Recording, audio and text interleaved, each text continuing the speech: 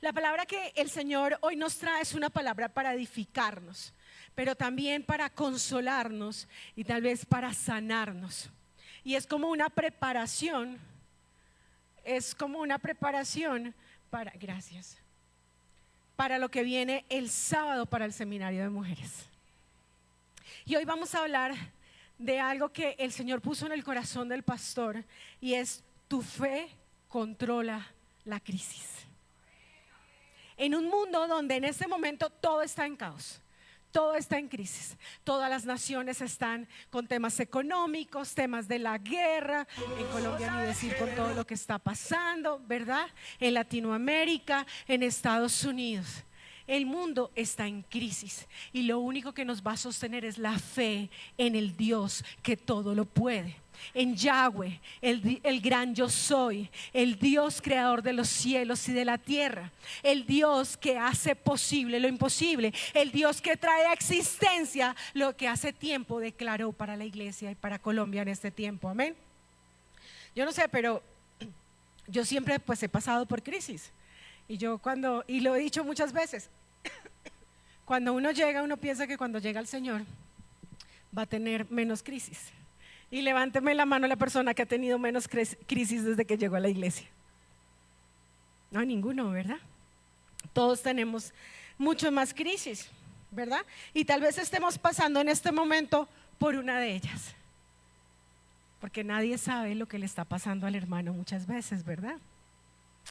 Pero también la palabra de Dios nos enseña, tranquila, no la vas a buscar, Jenicita, en Hebreos 11:1. Ahora bien, la fe es tener la confianza en lo que esperamos, es tener certeza de lo que no vemos. ¿Qué nos está diciendo esto? Es la seguridad de que Dios actuará y de que lo esperado se volverá real, aunque ahora parezca invisible.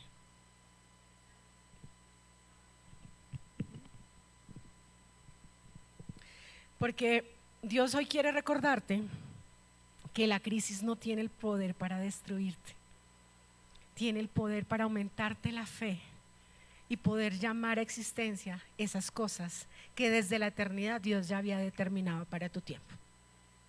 Cuando empecé a revisar eso y el Señor nos llevó a la vida de José, yo le decía anoche a la pastora Tati que nunca me había repetido tantas veces Génesis 30 al 40 y algo, y es 37, y arrancaba y otra vez y llegaba al final y volvía y empezaba, y cada vez que lo escuchaba el Señor me iba mostrando varias cosas. Así que aliste su Biblia porque vamos a empezar desde Génesis 37.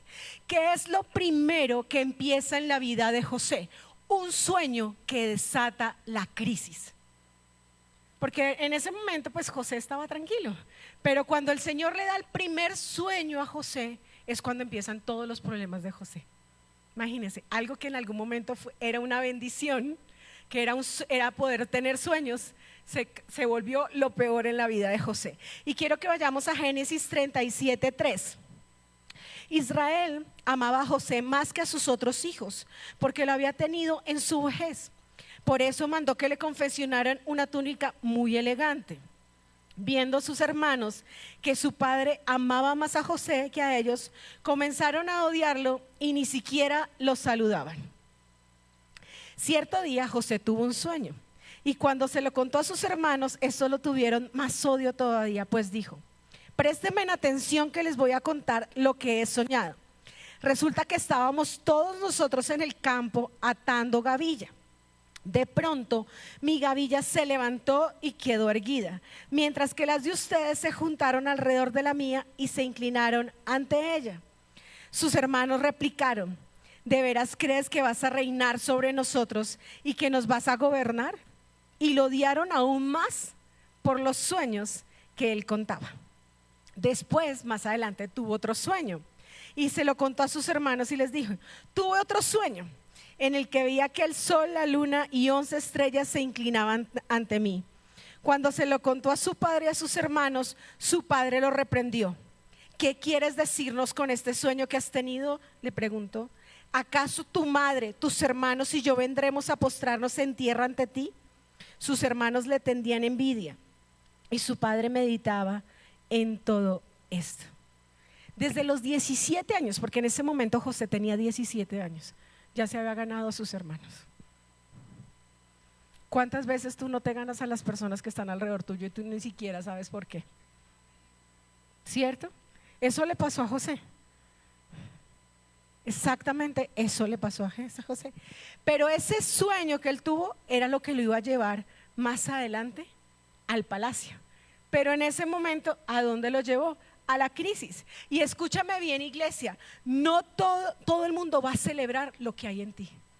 No todo el mundo va a celebrar lo que Dios ha puesto en ti. Al contrario, lo van a odiar.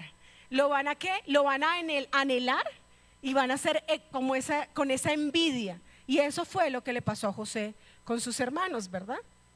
Así que tranquilo, si alguien te envidia por lo que Dios puso en ti, no te preocupes. En medio de eso es que el Señor está preparándote en un camino, ¿para qué? Para gobernar, para que se cumpla el propósito en tu vida. Entonces cuando ya te digan que empiecen a envidiarte, tú llegas y les dices, no me importa porque lo que tú estás viendo es porque el Señor se va a glorificar en mi vida. Y eso es importante. ¿Por qué? Porque es que a los demás les va a incomodar tu propósito. A los demás les va a incomodar. Y esto no es de edad. Porque hay gente que le incomoda que a los jóvenes Dios les dé. Que a los jóvenes Dios los llame por encima de personas que llevan mucho tiempo caminando de la mano del Señor. Y no es por eso, es porque el Señor los llamó para este tiempo a esa edad. Pero hay gente que envidia también a los jóvenes. Y no, la verdad no. Porque miren, José tenía 17 años y ya estaba siendo llamado. Ahora, después de eso, ¿qué pasa? Esa crisis hace que José sea despojado.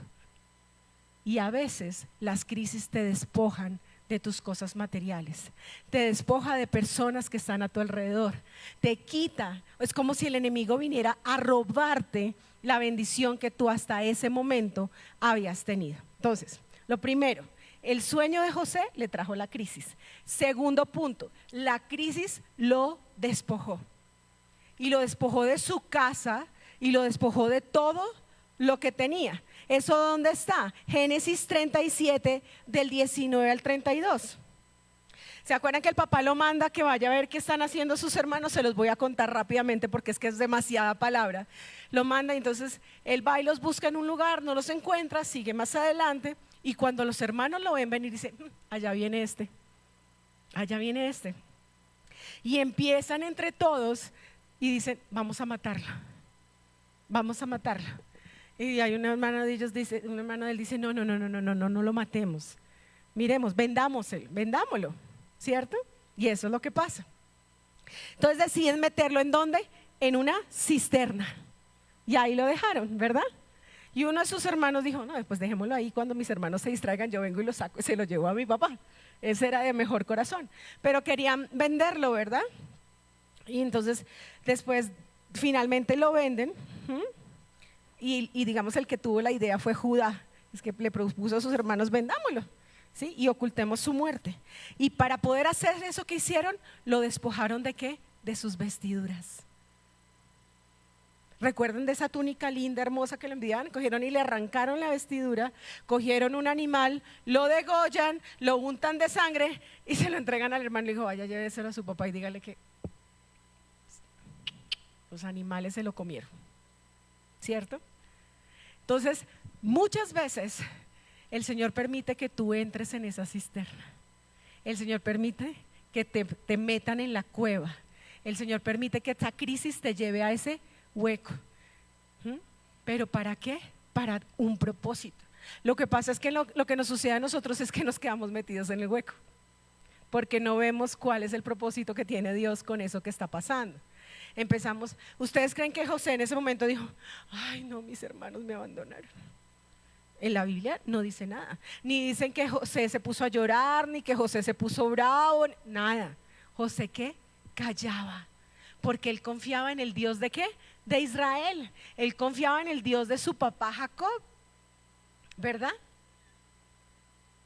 Entonces, si tú estás pasando por una crisis y Dios te quita algo, déjame decirte que no es para destruirte, hace parte del proceso. Hace parte de lo que el Señor necesita quitar de tu vida. A veces empezamos, el Señor nos quita a los amigos. Decimos que cuando llegamos a los pies del Señor, el Señor nos quita a los amigos, nos aparta de la familia. Muchas veces, no sé, nos quita otras cosas que son importantes en nuestra vida. Pero Dios lo quita porque tiene un propósito para llevarte al lugar donde te quiere, donde te necesita. Y eso fue lo que le pasó a José. Ahí lo meten a la cisterna, lo venden y se lo llevan. ¿A dónde? A donde tenía que ir. ¿A dónde? A donde Potifar. ¿Se acuerdan que después de que se lo llevan a Potifar, ¿verdad? ¿A dónde Potifar? Espérense que es que si me pongo a leerles todo, nos quedamos aquí leyendo las citas bíblicas. Ay, otra vez se volvió a trabar esto. Espérenme porque se bloqueó el internet, y cuando se bloquea el internet no me deja seguir bajando aquí el tema.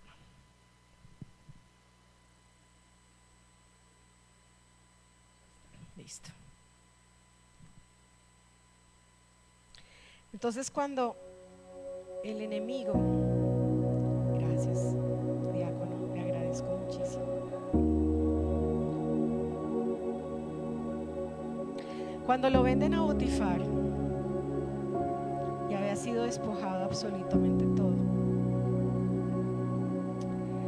empieza todo el proceso de la crisis que tenía José. ¿Qué significa crisis? Juicio, decisión, separación, punto decisivo. A veces el Señor nos lleva a las crisis para que podamos tomar decisiones, para que realmente tomemos, saber si vamos para el camino de la izquierda o la derecha. Eso es una crisis, es un punto de inflexión para que nosotros como hijos de Dios tomemos decisiones, para poder discernir lo que hay en nuestras vidas, tal vez lo que nos sobra, tal vez lo que nos estorba. Y eso fue lo que le pasó a José. Y después de eso viene Génesis 39 del 2 al 6. Y eso es lo más bonito, porque es la tercera cosa. Dios está contigo en la crisis. Y fue lo que le pasó a José. Ahora bien, el Señor estaba con José y las cosas le salían muy bien, mientras José vivía en la casa de su amo egipcio. Este se dio cuenta de que el Señor estaba con José y lo hacía prosperar en todo. ¿Sí ven lo bonito? En medio de la crisis, en medio de la situación, en medio de los problemas, Dios está con nosotros. Dios está contigo, iglesia. No te deja solo. Entonces esa gracia, ese favor de que el Señor esté con nosotros en medio de la crisis, es lo que le permitió a José que Potifar viera en él, ¿verdad? Una persona confiable. Dice, José se ganó la confianza de Potifar y lo nombró mayordomo de toda su casa y le confió la administración de todos sus bienes. Por causa de José, el Señor bendijo la casa del egipcio. A partir de este momento en que se puso José a cargo de su casa y de todos sus bienes, la bendición del Señor se extendió sobre todo lo que tenía el egipcio, tanto en la casa como en el campo. Para esto Potifar dejó todo a cargo de José y tan solo se preocupaba por lo que tenía que comer. La Biblia que dice, bueno, les digo que el Dios de Israel estaba ¿con quién? Con José, y lo prosperaba en todo. Lo que pasa es que en medio de la crisis es como si el enemigo nos pusiera a nosotros algo que no nos permite ver lo que Dios está haciendo, como Dios nos está prosperando. No nos permite ver que Dios está con nosotros. En eso el enemigo es un experto. Pero hoy el Señor nos está recordando a través de lo que pasó con José, de que Él está ahí. Él te toma de la mano, Él no te suelta, Él no te abandona y te hace prosperar. Lo que pasa es que tú ves tanto la crisis y esa cisterna donde subiste y estás ahí, que no ves la bendición de lo que Dios está haciendo en tu casa, en tu vida, con tus hijos, en tu familia, en tu trabajo, en lo que sea. en tu salud. Pero Potifar, que era un egipcio, se dio cuenta. A veces son las personas que están a tu alrededor que se dan cuenta que en medio de la situación que estás viviendo, Dios está contigo. Y a veces te dicen, no, pero es que mira, y te hacen a veces ver, o pueden ver, esa prosperidad que Dios pone en medio tuyo. Y aquí hay algo muy poderoso. Él era un esclavo, porque finalmente trabajaba para un egipcio, porque fue vendido, pero tenía el favor y era ilimitado, porque el Dios estaba con él. La señal que Dios está contigo, iglesia, no es que no tengas problemas, es que en medio del problema Él te sostiene. Vuelvo y te los leo. La señal de que Dios está contigo no es que no tengas problemas, es que en medio del problema Él te sostiene. Y todos ven que tienes su favor y te hace ¿qué? Prosperar. Ahora, ¿qué viene también en medio de la crisis? Dios prueba la integridad de tu corazón. ¿Cómo así? Claro, eso le pasó a José. Recuerdan que cuando él estaba prosperando a Potifar, ¿qué pasó? La esposa de Potifar le echó el ojo, porque él era y la Biblia dice que él era un hombre guapísimo. Yo me lo imagino así, alto, acuerpado, buen mozo, así, que el pelo crespo, así, con los ojos grandes, pestañas largas, no sé, cada uno tiene su ideal de hombre guapo, ¿verdad? Entonces le echó el ojo y empezó ¿qué? A perseguirlo, ¿cierto? Y varias veces le hizo como dice uno, la pasada, la envía, no sé cómo se le dice, ¿verdad? Hasta que un día no había nadie en el palacio y él entra a hacer algo y ella se le insinúa y él le dice no, y él deja el manto y ella pues digamos que cuando le dice a los criados y le dice a su esposo. ¿Dónde está eso? Génesis 39 dice: ahora bien, el Señor estaba con José y las cosas le salían muy bien. Mientras José, me pasé. José fue tentado por la esposa de Potifar y tenía la oportunidad de fallar y nadie lo iba a ver, nadie lo iba a juzgar. Pero José dijo: ¿cómo haría yo este mal contra Dios? Y salió corriendo. La crisis revela cómo actúas tú cuando nadie te está viendo. Y ahí es donde muchas veces los hijos de Dios empezamos a quejarnos. Empezamos con la quejabanza y no con la alabanza, ¿verdad?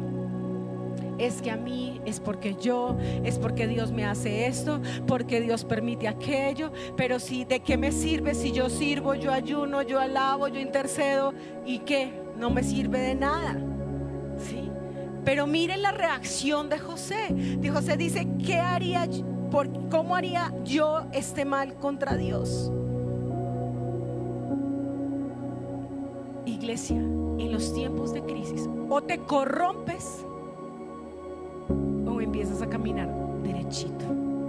Lamentablemente muchas veces nos corrompemos y nos quedamos ahí. Y ahí es donde dicen: pero entonces ¿por qué? ¿Qué pasa? Porque corrompiste tu corazón, porque te vendiste por cualquier cosa, porque dejaste que el enemigo te seduzca. Dejamos que las cosas del mundo nos seduzcan. Dicen, y ahí empezamos con: pero ¿qué pasó? Pues, si se dejó seducir, usted abrió la puerta. Entonces, en medio de la crisis somos probados. En medio de la crisis nuestro corazón es probado. Y hasta nos permitimos algunas veces cuestionar la voluntad de Dios. Somos tan osados en medio de la crisis que le venimos a reclamar a Dios que cómo se le ocurre hacer todo eso. Por ahí tengo ya una que se está tapando la boca. Amén. Y espero que esto sea así. Pero muchas veces, a pesar de que haces lo correcto, vienen más crisis. Y ahí es donde algunas veces decimos: pero Señor, cómo los impíos, cómo esa persona que está en pecado le va mejor que a nosotros. ¿Cómo es que esa persona que no te conoce está en silla de gobierno? Porque déjame decirte que cuando haces lo correcto, a veces viene más crisis. ¿Dónde está eso? Génesis 39, 19, 20. Cuando el amo de José escuchó de labios de su mujer cómo lo había tratado el esclavo, se enfureció y mandó que echaran a José en la cárcel donde estaban los presos del rey. José hizo lo correcto y terminó en la cárcel injustamente. Hay veces que hay cosas que tú crees que son injustas y puede que sea así, pero hace parte del proceso de Dios. Si ven hasta aquí todo lo que hemos visto sobre la crisis de José, un sueño le trajo la crisis lo despojó, la crisis le mostró que Dios estaba con él, la crisis le probó la integridad, la crisis muestra que cuando haces lo correcto te puede venir aún más crisis.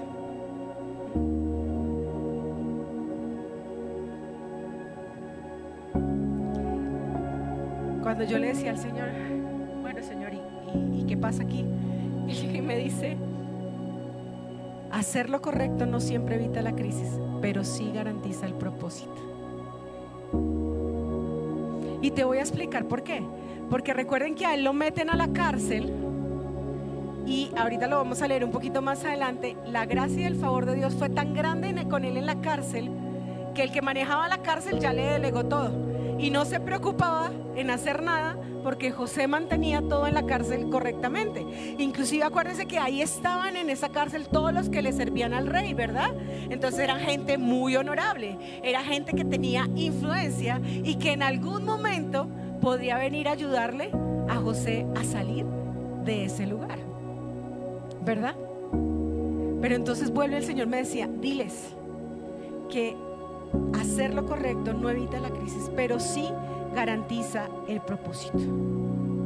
Así que Dios te va a dar el favor en la cárcel. Van a decir, ay no, pero ya nos va a meter a la cárcel. No, en la cárcel de cautividad, en esa tristeza, en esa escasez, en esa enfermedad, no sé qué es. Sí, pero Dios te va a dar el favor. Más adelante en el versículo 21 dice, el Señor estaba con él y no dejó de mostrarle su amor. Dios no va a dejar de mostrarte su amor. Hizo que se ganara la confianza del guardia de la cárcel, el cual puso a José a cargo de todos los prisioneros y todo lo que allí se hacía. Cuando el Señor estaba con José y hacía prosperar todo lo que él hacía, el guardia de la cárcel no se preocupaba de nada de lo que dejaba en sus manos. Aún en medio de la situación, habrá gente que te va a depositar su confianza y te va a hacer florecer en ese lugar, porque el favor de Dios está ahí. José estaba preso, pero terminó siendo el administrador de la cárcel. ¿Por qué? Porque la presencia de Dios estaba con él. ¿No les ha pasado a los que trabajan que a veces como que se sientan así y de un momento a otro terminas manejando una cantidad de cosas y uno no sabe por qué? Porque la presencia de Dios está ahí, y en medio de una situación difícil como que Dios lo saca a uno y lo muestra. No, cuando tú estás de la mano de Dios y Dios está contigo, no importa el lugar, Él hace que resaltes, Él hace que tú sobresalgas. Es por eso que cuando se presentan 5, 6, 7 personas a un cargo, en medio de ese que dice, tú sales ahí y quedas de primeritas, ¿verdad? Porque es el Señor que está ahí contigo.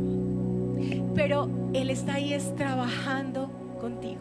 Está trabajando tu carácter. Está trabajando, quitándote las cosas para que seas fortalecido. ¿O ustedes creen que en medio de la cárcel José no fue trabajado? Claro que fue trabajado. Él trabajó su carácter y su temperamento.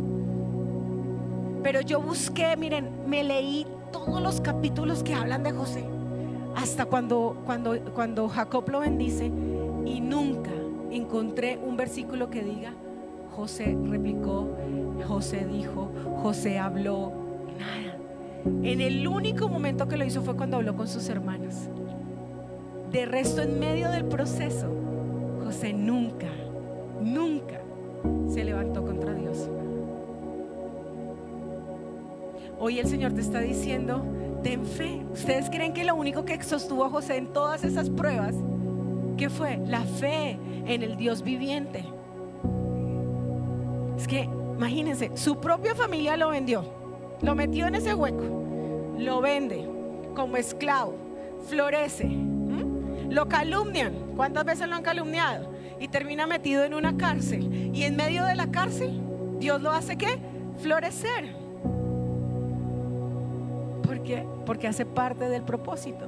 El que empezó la buena obra en ti la va a ir perfeccionando, y en medio de esa crisis Dios está perfeccionando tu vida. Y yo le doy gloria a Dios por el barbecho, le doy gloria a Dios por las crisis, le doy gloria a Dios por las pruebas, porque Él ha ido ahí perfeccionándonos a cada uno de nosotros. ¿O usted es el mismo antes de entrar en la crisis y después de la crisis? No. ¿José era el mismo cuando le pasaba? No, él iba creciendo, ¿verdad? Ahora, ¿qué más pasa? Dios sabe cuándo levantarte. Pues entonces, ¿qué pasó? Ustedes se acuerdan que metieron al copero y al panadero a la cárcel, ¿verdad? Y José los atendía, y un día llegó y ellos estaban como muy tristes, y él les preguntó qué había pasado, y él les dice, no, es que tuvimos un sueño, y le cuentan el sueño, ¿verdad? Y entonces José se los interpreta y le dice al copero, lo de los 3 días es que en 3 días tú estarás nuevamente sirviéndole la copa al rey, ¿verdad? Porque él veía que exprimía las uvas, servía la copa y se la entregaba al rey. Entonces él dijo, wow. Y entonces él le dijo, ¿qué quieres? Dice, acuérdate de mí cuando vuelvas allá, ¿verdad?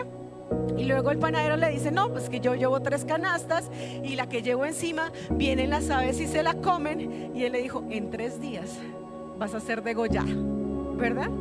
Y a ese no le gustó, ¿verdad? Y así sucedió, ¿verdad? Eso fue lo que pasó. Pero sale el copero, pero José se quedó en la cárcel 2 años más, 2 años más, hasta que el rey tuvo un sueño, ¿verdad? Entonces, y esto me encanta, José salió de la cárcel directo ¿a dónde? Al palacio, sin escalas, sin escalas. Anita, gracias por haber tomado esa palabra. O sea que sin escalas tú vas a llegar al lugar donde el Señor te quiere colocar, amén. Eso es lo bueno de arrebatar, ¿sí ven? Sin escalas. ¿Llegó a dónde? Al palacio. Él salió, se bañó, se afeitó y llegó directico a donde tenía que estar. ¿Por qué? Porque ya estaba listo, porque ya había pasado el proceso, porque ya el Señor lo había sanado, lo había limpiado, lo había trabajado, lo había perfeccionado, ¿verdad? Y quiero decirles, iglesia, que cuando Dios te saca de ahí directo al lugar, nada lo detiene, nada lo detiene. Yo ayer le decía a alguien, y esta mañana le decía a alguien que eso es como cuando Dios hace así, mire, en un chasquido. Yo le decía, en un chasquido de Dios, y uno dice, wow, wow. Como eso que uno lleva esperando una llamada, que se abre una puerta, un momento, ¡pum!, se abrió, y a los 2 días uno ya está firmando contrato. ¿Sí? O algo está así, ¡pum!, y un momento a otro uno no vuelve a sentir el dolor, y para uno ya hace el examen y está sano. O está uno esperando un dinero y le llama a uno a alguien y le dice, ¿sabes qué? El Señor me puso en el corazón que te ofrendara 2 millones de pesos. No sé quién necesita los 2 millones de pesos, pero pues, yo sí los necesito. A mí no me sobran. ¿Sí? Entonces, ¿sí? Son esos de repentes. Son esos de repentes de Dios. Y eso fue lo que le pasó a José. Lo sacó directo, un de repente, algo sobrenatural, algo que no estaba escrito, algo que era imposible, algo que estaba estancado, algo que empezó. Y el Señor, ¿qué? Lo movió las aguas así, ¡fua!, y llega así. Así mismo, Dios está por desatar esas bendiciones sobre tu vida si tú le crees. Si estás listo para recibirlo, si estás listo para Y a eso es lo que uno llama fe. Fe. ¿Y qué quiere decir fe? Confianza, firmeza, constancia, fidelidad. No se refiere solo a creer, sino a permanecer firme y ser leal. Y esos eran dos atributos de José. José era leal y era firme. ¿Cuántas veces tú has sido leal y firme en las cosas de Dios? O resulta que llega una crisis y me vuelvo así como una gelatina y decido no ser firme. Y entonces llego a la excusa de, ay, es que tengo tantos problemas, estoy tan sumergido en mi problema que no puedo servir, no puedo ser ujier, no, sí.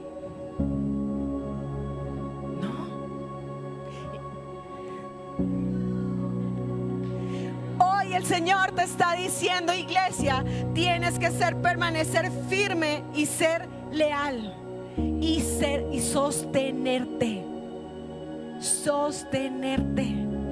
Eso es lo más difícil. Arrancamos como cuando arranca un cohete y arriba ya se va quitando la fuerza y como que quedan ahí levitando en el espacio. Y hoy la iglesia, incluso en la dificultad, tenemos que permanecer firmes, ser leales, sostenernos con confianza. La palabra fe se vincula con la palabra amén. Así sea, hecho está, consumado es. Expresa seguridad y compromiso. La fe es acción sostenida. Una acción sostenida. Yo hace rato hablaba con la profeta arriba y le decía, es como cuando uno dice, uy, Dios mío, voy a empezar a entrar a interceder todos los días. Primer día, segundo día, al tercer día ya no, ya hoy no me levanté, al cuarto sí, al quinto, sexto, y después ya una semana y no volví, porque es que no somos constantes. Y hoy el Señor vuelve y te digo, la fe es una acción que sostenida. Confiar es tener una convicción profunda que mueve a la acción.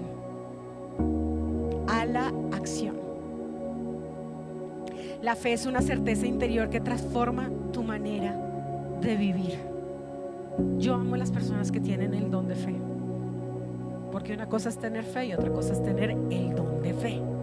Y cuando uno conoce a una persona que tiene el don de fe, es una persona que uno le dice, él te dice, vamos a orar, y tiene tanta fe que es capaz de mover el mundo espiritual para que lo que tú le están pidiendo llegue de inmediato. Y yo digo, wow, yo conozco una persona así. Yo digo, wow. Luego que vino la promoción final, Génesis 41. Y yo los invito a que ustedes en su casa se lean todo esto. Es hermosa la vida de José. Yo me deleité leyendo la vida de José. Entonces el faraón preguntó a sus servidores.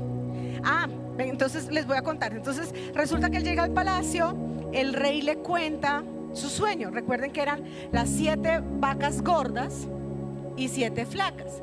Y las flacas se comían a las gordas, y también habían 7 espigas muy bonitas y 7 espigas. Entonces le dijo, es el mismo sueño y Dios te está revelando lo que viene: 7 años de mucha abundancia y 7 años de demasiada escasez, y hay que prepararse. Y él le dice, Señor, su majestad, usted tiene que conseguirse una persona que le administre y le administre todo, y tiene que guardar la 5ª parte de lo que se coseche en estos 7 años, de tal manera que cuando venga la escasez haya suficiente alimento para toda la región de Egipto, ¿verdad? Entonces ahí sí nos vamos a Génesis 41. Dice, entonces el faraón preguntó a sus servidores, ¿podremos encontrar una persona así en quien repose el Espíritu de Dios? Miren eso. ¿Será que si hoy alguien se parara aquí y dice, ¿será que podemos encontrar en ríos de agua de vida a alguien en quien repose el Espíritu de Dios? Luego dijo José, puesto que Dios te ha revelado todo esto, no hay nadie más competente y sabio que tú. Quedarás a cargo de mi palacio y todo mi pueblo cumplirá tus órdenes. Solo respecto al trono yo tendré más autoridad que tú. ¿Sí vieron eso? Después de toda la crisis, Dios lo levantó. Y donde lo levantó, lo prosperó. Y lo llevó a la promoción más alta que José tuvo en su vida. Estaba listo para recibir. José pasó de esclavo a gobernador. Y tal vez hoy te está diciendo, si has sido esclavo, has estado mucho tiempo en la cisterna, hoy te voy a sacar de ahí y te voy a mover. ¿Estás listo para esa promoción? ¿Estás listo para lo que el Señor va a bendecirte y va a desatar en esta casa? Él fue rechazado, pero ahora gobernaba. Wow. Él fue vendido y ahora administraba. Él fue olvidado y ahora era indispensable. Porque el faraón lo dijo: solo respecto al trono yo tendré más autoridad que tú. Él era el segundo en el mando. O sea, José decía blanco y todo el pueblo hacía blanco. Ese es el poder de una fe que no se rinde en la crisis. Y si tal vez tú te has rendido en este tiempo, dile: Señor, perdóname porque me he rendido. No me he sostenido, no me he mantenido leal y firme como lo hizo José. Pero después el Señor me repitió varias veces y yo quiero poner esto en sus corazones. Génesis 41:50, si me ayudas, por favor. Dice: antes de comenzar el primer año de hambre, José tuvo 2 hijos con su esposa Asenat, la hija de Potifera, sacerdote de On. Al primero lo llamó Manasés, porque dijo: Dios ha hecho que me olvide de todos mis problemas y de mi casa paterna. Y hoy el Señor te está diciendo a ti que te va a hacer olvidar de todo tu pasado, de todas tus crisis, de todo ese tiempo que has estado en esa cisterna, en ese hueco tal vez metido. Y te dice: hoy llega tu Manasés. Hoy llega, iglesia, tu Manasés. Pero miren lo segundo. Al segundo lo llamó Efraín, porque dijo: Dios me ha hecho fecundo en esta tierra donde he sufrido. Iglesia, escúchame, viene tiempo de honra. Donde fuiste deshonrado, donde fuiste señalado, donde fuiste maltratado, el Señor te dice, como dice: ha llegado tú, ¿qué? Tu Efraín. Dios te va a hacer fecundo en ese lugar donde estás sufriendo. Ahí todos van a reconocer y van a ver el Dios que te ama, el Dios que te sostiene, el Dios que te sustenta. Así que dile: Señor, yo quiero ese Manasés y ese Efraín en mi vida. Miren, me lo repitió muchísimas veces. Dios te va a hacer olvidar todos tus problemas, todos tus dolores, todas tus preocupaciones, todo, iglesia. Y va a llegar ese Efraín para ti. Y al final, después de que el Señor lo promociona, viene la parte final, que viene la revelación. Y es cuando José se encuentra con sus hermanos. Recuerden que después vienen los años difíciles y a sus hermanos y a su familia se les acaba todo y tienen que venir a comprar, ¿cierto?, alimento. Y bueno, ustedes recuerdan que vienen, compran, y él dice que son espías, y entonces le dicen que no, les meten los alimentos, le meten la plata, y cuando llegan a Canaán se dan cuenta que tienen la plata, pero que tienen que venir con su hermano Benjamín. Vuelven con su hermano Benjamín, le sirven en la mesa, la pasan muy rico, celebran todos juntos, y cuando se van, va la copa de José y hacen que regrese con Benjamín. Y recuerden que Benjamín sí era hermano directo de José, ¿verdad? Era hijo de la misma mamá, y era el hijo que su papá Jacob amaba. Entonces le dijeron: no nos podemos ir sin mi hermano, nos quedamos todos aquí. Bueno, pero José le dice a sus hermanos, bueno, después de muchas cosas, él se revela y les dice: lo que ustedes pensaron hacerme mal, Dios lo encaminó para bien. Para bien. Todo por lo que has pasado, toda prueba, toda crisis, toda situación, toda preocupación, todo dolor, todo lo que el enemigo te arrebató, te despojó, así como cuando le quitaron a José esas vestiduras que eran de honra, ¿verdad? Que lo hacían verse bien. Todo eso a ti también te lo hicieron. Pero hoy el Señor te está diciendo, Dios lo encamina para bien. Iglesia, no tenemos que tenerle temor a los procesos, no tenemos que tenerle temor a las crisis, porque todo para los hijos de Dios es para bien. José nunca vio la cisterna como el final, jamás. Nunca vio la esclavitud como su destino, nunca vio la cárcel como su derrota. José siempre vio el palacio, que era lo que él había soñado. ¿Recuerdan? Él siempre vio el propósito, él siempre vio la promesa, él siempre vio lo que Dios le había dicho. Así que si tú tal vez estás viendo la cisterna como tu final, te estás sintiendo como esclavo en ese destino, te estás viendo la cárcel como una derrota en tu vida, hoy yo te digo, mira como José todo este proceso y ve el propósito, ve el llamado, ve lo que Dios quiere hacer. No te enfoques en la crisis, iglesia, enfócate en lo que Dios te prometió. Por eso es tan importante escribir las promesas, porque cuando uno tiene crisis, uno saca lo que Dios le prometió y uno empieza, a ver, yo estoy viendo esto, pero tú me dijiste esto, y tú no eres hijo de hombre para mentir. Así que no pongo los ojos en la situación, en la crisis, en el hueco, en lo que sea, sino pongo los ojos en ti, en lo que tú me dijiste. Que eso fue lo que sostuvo a José todo su tiempo. Acuérdense, la crisis o te corrompe o te promueve. Así que tú escoges. ¿Vas a dejar que el enemigo corrompa tu relación con Dios o vas a permitir que Dios en medio de la crisis te promueva, te lleve a niveles más altos de autoridad, te lleve a lugares donde te van a honrar, donde te hagan ¿qué? Brillar, donde digan, Él tiene la gracia de Dios, Dios está con Él?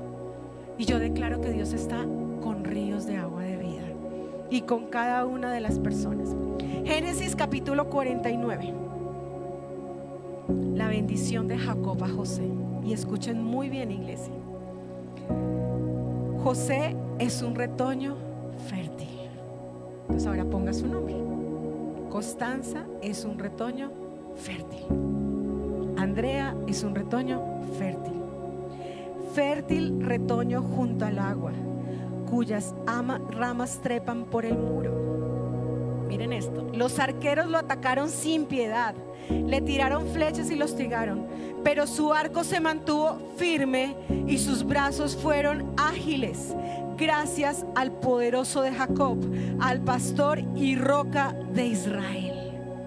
Iglesia, cada uno de ustedes, no importa la guerra, no importa las flechas, no importa el enemigo lo que quiera atacar, mira lo que dice: tu arco se mantiene firme, firme, y tus brazos fueron ágiles. ¿Gracias a qué? A la roca de Israel.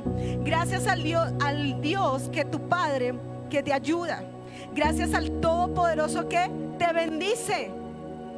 Y dice, con bendiciones de lo alto. Ahí donde está, dice, Dios, tú me bendices con bendiciones de lo alto, con bendiciones de los pechos y del seno materno. Son mejores las bendiciones de tu Padre que los montes de antaño, que la abundancia de las colinas eternas.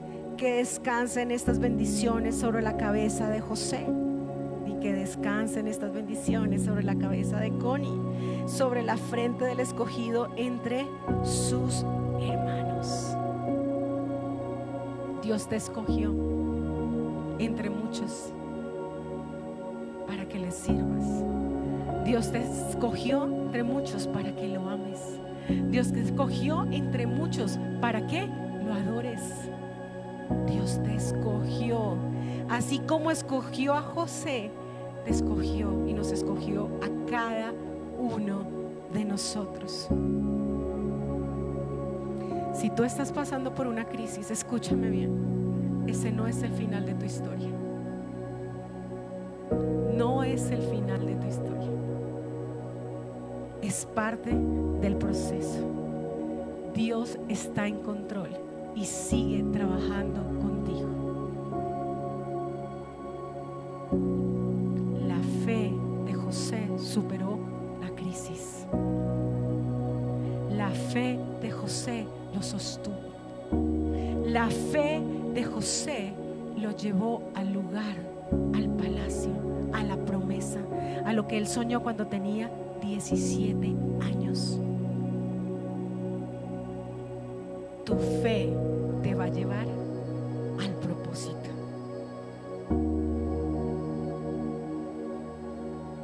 La crisis no tiene la última palabra. Tu fe sí la tiene. Tu fe sí la tiene. ¿Y a dónde estás? Dile: Espíritu Santo,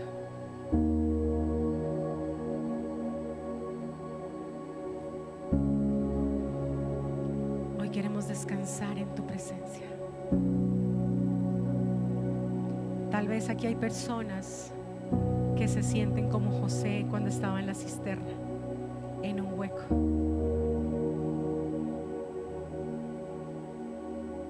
Si tú eres una de esas personas, ven adelante. Hay personas que, a pesar de haber hecho lo correcto, siguen en la crisis. Pasa adelante. Tal vez pasaste por un rechazo, por una traición, un silencio. Hoy el Señor te dice: no estás olvidado, estás siendo cuidado en el proceso. Hoy el Señor te está diciendo: así como estuve con José, estoy contigo. Y nunca he dejado de acompañarte. Tal vez tú le has dicho en este tiempo: Señor, ya no tengo fuerzas. Pero ese Dios que sostuvo a José te está sosteniendo hoy. Y te está sosteniendo en este tiempo. Dile: Señor, tal vez estoy cansado, agobiado, herido, confundido. Pero dile: hoy estoy aquí, Señor. Hoy estoy aquí, poniendo mis ojos en ti, Señor, creyendo con el corazón que tú me sostienes. Espíritu Santo, yo te pido que ahora abraces al que está cansado, que tú, Señor, consueles al que ha llorado en silencio, que restaures la honra de aquel que se siente pequeño.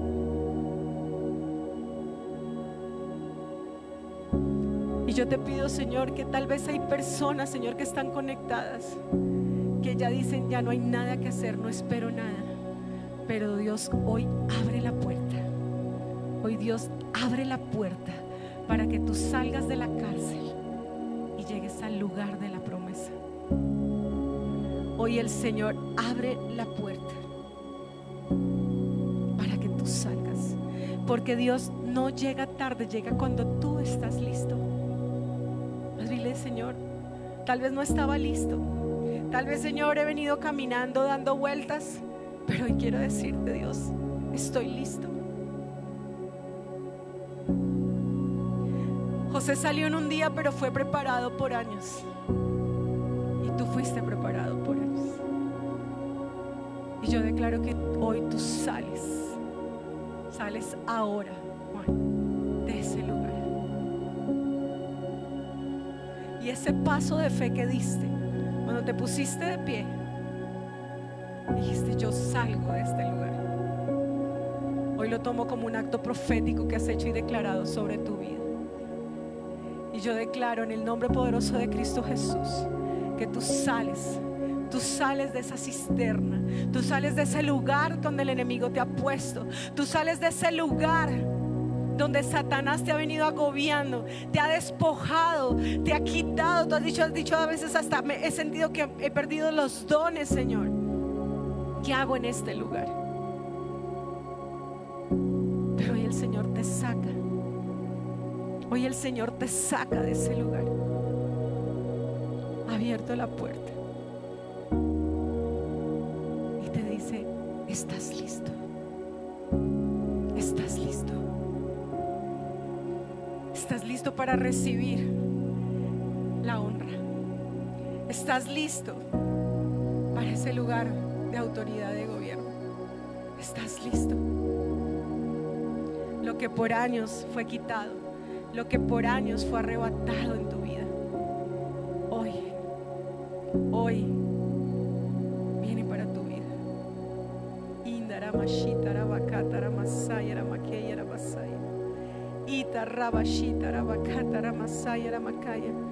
¿Dónde estaba el diácono Kenneth?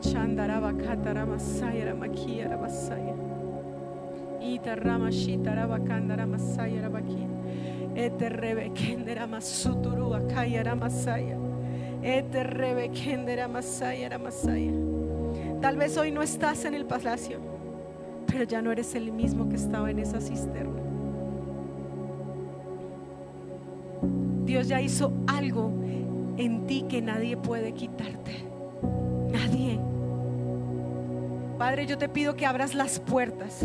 Yo declaro, Señor, en esta noche, que toda persona que nos está viendo, que toda persona que está en este lugar, que así como José salió en un día, tú, Señor, ahora en el nombre de Cristo Jesús, sacas a las personas que están en la crisis. Tú los tomas de su mano y los sacas de ese lugar. Ahí donde estás, dile: Señor, yo salgo de ese lugar. Tienes que creer, tienes que salir de ese lugar de oscuridad. No te puedes quedar en ese lugar. Tu historia no termina en la crisis, tu historia termina en la promesa. Óyeme bien, tu historia termina en lo que Dios dijo que va a hacer contigo. Dile: Señor, yo sé que en medio del proceso tú no me sueltas. Tú no me sueltas.